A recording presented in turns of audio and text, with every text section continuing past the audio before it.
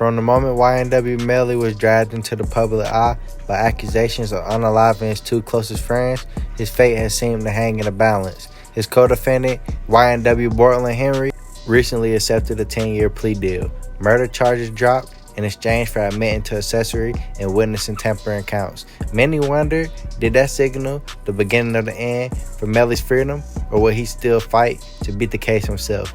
As of now, YNW Melly remains locked in the legal war. His retrial pushed out of January 2027, so is his legacy over before it really began? Let's get into it. Jamel Demons, better known by his stage name YNW Melly, was born May 1st, 1999 in Gifford, Florida, to a mother who was just 14 when she became pregnant, who grew up in a low-income, often unstable environment. Reports suggest his father was largely absent, and he spent his youth living with various family members while his mother struggled to provide. Music became something of a refuge early on. He often cited Michael Jackson and Chris Brown as formative influences, and said that once he discovered a revolver under his uncle's couch in the 4th grade. That impulse towards guns never left his mind. By his mid-teens, he was already posting freestyles on SoundCloud under his birth name.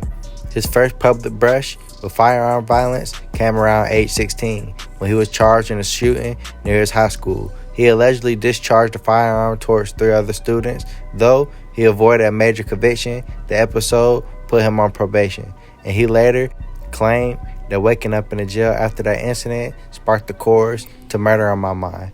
During his time incarcerated for the probation violation, he refined his writing, pouring raw emotion and conflict into lyrics that blended trauma, violence, and vulnerability in melody. His path into the YNW collective formed gradually. He bonded with close childhood associates like YNW Sakchaser, YNW Juvy, and Cortland, also known as YNW Bortlen, who became both a friend and partner in their musical ambitions. They formed a collective that shared the YNW name and collaborated frequently on songs, freestyles, and shared studio time. The first real breakout came with Melly's track, Murder on My Mind, a hunting piano melody track first uploaded to SoundCloud in March 2017. The song gained viral traction in local Florida markets and eventually became associated with his legal drama.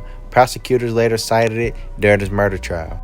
Throughout his rising career, Melly was no stranger to controversy. He faced arrests for firearm possession and probation violations, and accusations flew that his lyrics sometimes blurred the lines between expression and confession. Then, in October 2018, his world shifted. Anthony Williams, also known as Sakchaser, and Christopher Thomas, also known as Juvy, both his close P associates in YNW, were fatally shot. Prosecutors alleged that Melly, with Bortlen's help, shot them inside a Jeep, then staged additional gunfire to make it look like a drive-by.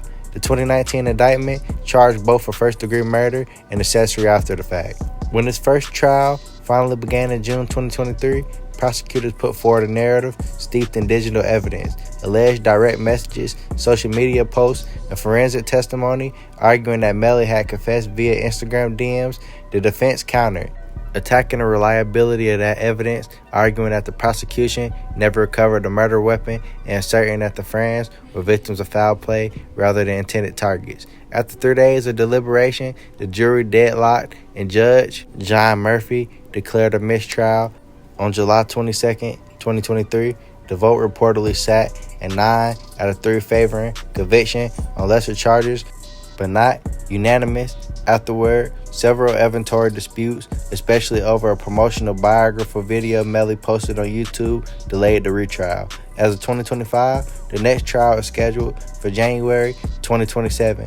Bortlen's plea deal, meanwhile, saw first-degree murder counts drop entirely, leaving only accessory and tampering charges in exchange for a 10-year sentence plus probation and a required sworn statement about his role in the case. Whether that helps Melly or hurts Melly is a major open question. YNW Melly's life reads like a tragic symphony. Tension in every measure, unanswered notes, and an uncertain climax. He's still behind bars years after the incident, awaiting what could be the central chapter of his life story. Will he beat the charges, or will the weight of the evidence and legal drama seal his fate? The world watches and waits.